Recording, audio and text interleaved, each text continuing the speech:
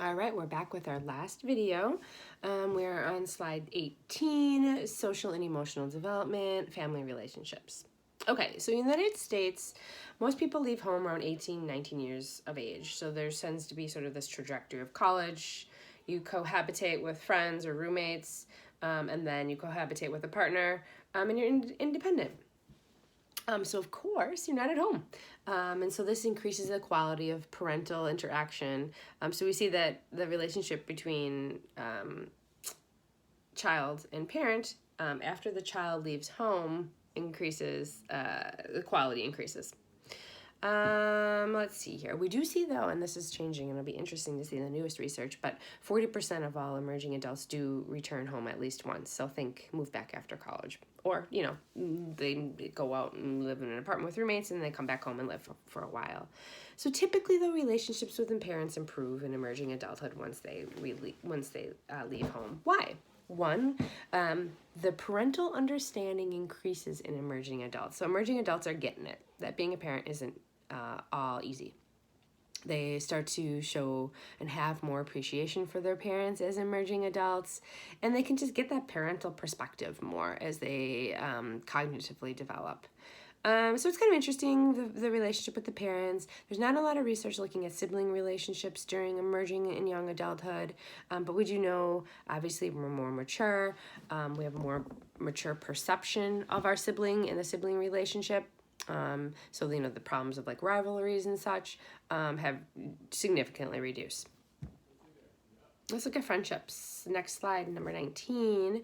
Friendships are especially important still. Intimacy continuing to grow in importance for folks, meaning they're sharing about themselves, that self-disclosure. They're not necessarily sharing activities much anymore, but they're sharing who they are, values, beliefs, that sort of stuff. They're increasing their time in unstructured activities. And we see declining leisure activities as people age in general. So why? Why are we starting to already decline in our leisure activities throughout the course of emerging adulthood? Well, there's a few explanations. One is we tend to partner off, get married, and that's who we're spending our time with, and not doing those leisure activities that we once had time for when we were non-married. And we have more sort of adult responsibilities like bills and jobs and other sorts of leadership roles and things that we take on. And parenthood, of course, is one of the major reasons of why leisure activities decline for us as we hit young adulthood. I'm going to talk about social emotional development, love and sexuality in emerging adulthood and young adulthood. So emerging adulthood's a time to gradually build the structure of adult life for love. So a key part of moving away from your family is this idea called recentering. So what is this? So recentering is basically having a social, emotional relationship with a partner.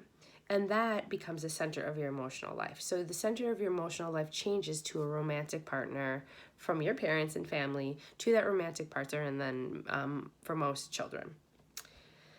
So finding a romantic partner. Emerging adulthood usually includes experiencing romantic relationships, seeking intimacy with another person. So this is emotional intimacy in what I'm referring to. And that tends to be a major component to emerging adult relationships. So what are we seeing when we look at relationships? We tend to see this consensual validation thing happen where we seek similarities in our partners. We also look at things like cohabitation, like are we living together? This is common in the United States and Canada and Northern Europe.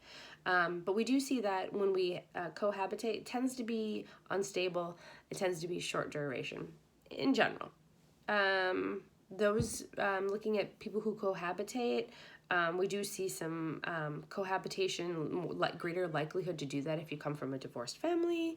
To cohabitate before marriage is linked with higher likelihood of divorce. I want to see the research on that again. I think that's kind of interesting. Young adulthood is the life stage when sexual activity does peak in nearly all of our culture. So we're leaving emerging adulthood where we're really getting into those intimate relationships, having those relationships into young adulthood when we're starting to partner off more, right? And we'll talk about marriage next. Sexual activity peaks in young adulthood. Why? There's a greater social acceptance. There's an implied pressure if you're partnered off or married to start to have children. But we do see some differences, like Western countries report sexual activity is less about kids and more about intimacy. Of course, we see gender differences as well.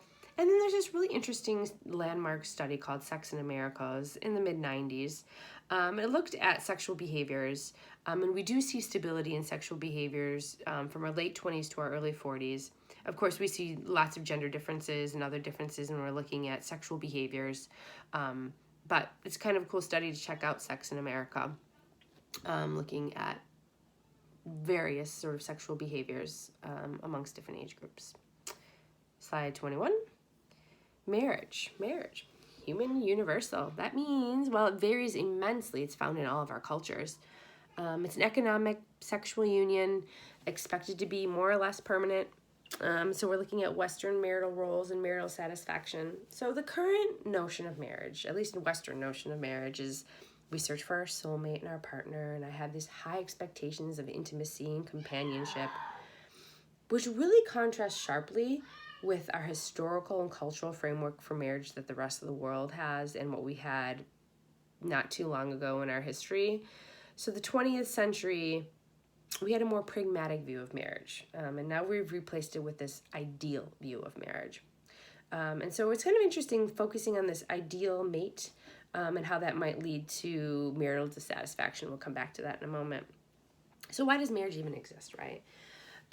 Well, it unites people to serve their gender roles, reduces sexual competition, conflicts, necessary for our species, right? So we stay together, so we have a long term because we take care of those infants for a long period of time. So there's lots of reasons for the existence of this union.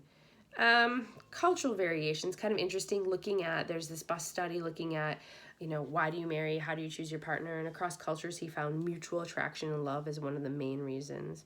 But of course, the study found lots of gender differences, generational differences, and the idea that, romantic love may not be the basis for marriage in all cultures, and that we do still see arranged marriages for family alliance. We do see economic transactions related to marriage in other parts of the world, like, bride dowries and prices and services and that sort of thing.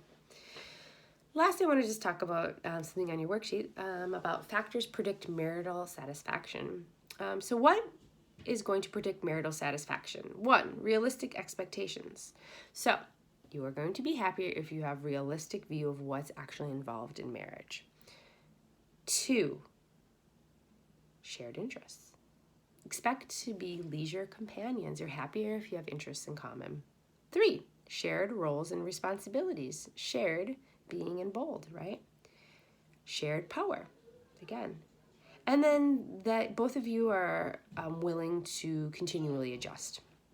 So these are what are going to predict marital satisfaction. So if we see couples that are willing to adjust with each other, sharing on roles and power, sharing interests, having real expectations, we see that people are happier in their marriages when they have those sort of expectations. We're almost there. I just want to throw something in on same-sex partnerships and marriages. Slide 22, because most cultures have some, Western countries, gay and lesbian couples can now marry. And so we're looking at couples and marriages, and we see the same thing as heterosexual couples in most ways, right? All individuals are seeking long-term relationships, same sort of thing, seeking out similar partners, just like heterosexual couples do. Same similar areas of conflict that homosexual couples have as heterosexual couples. So fights are about money and sex and household tasks and those same sorts of things. Unfortunately, discrimination still is remaining. I think it is changing, but I think same-sex partnerships are important to note here as well. Becoming a parent, slide 23. Majority of young adults get married, right? So do the majority of young adults become parents in every country around the world. So today, all over the world, it's really interesting. The combination of fewer children plus longer life expectancy has really transformed this parenting concept in our life. So parenting young children used to be a really big central focus of adult life.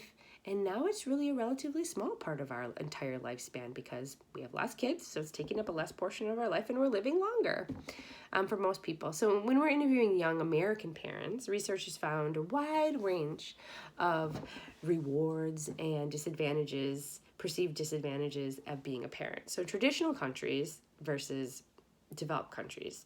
So traditional countries, becoming a parent tends to be extremely important.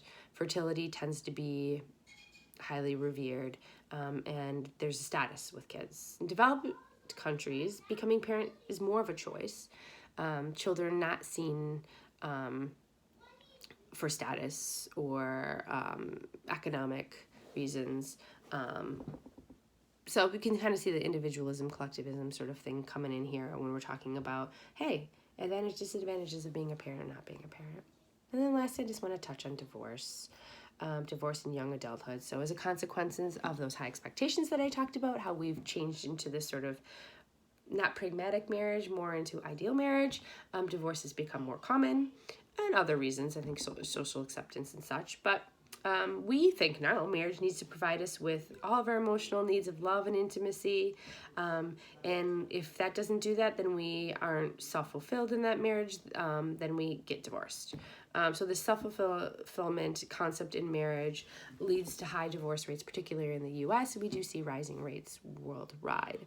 Causes of divorce. We do see a link between what age you get married at. So the younger you get married, younger than 25, higher rates of divorce. Makes sense, right? If you come from a family of divorced parents, also increases your chances of getting divorced. Socioeconomic status, conflict and stress over finances can be a big problem in marriage. And then partner behavior is another reason, like infidelity or drinking, drug use, those sorts of behaviors. So this is an estimate of divorce risk within 5 years of marriage on your slide here, on your last slide on 24. Okay, so that's going to wrap up my social emotional development during this time period. Sorry for squeezing it in. Next week, we will be coming back together for middle adulthood, a few more weeks. Stay in touch. Email me if you have any questions, concerns. Thanks for hanging in there, and I'll talk to you all soon.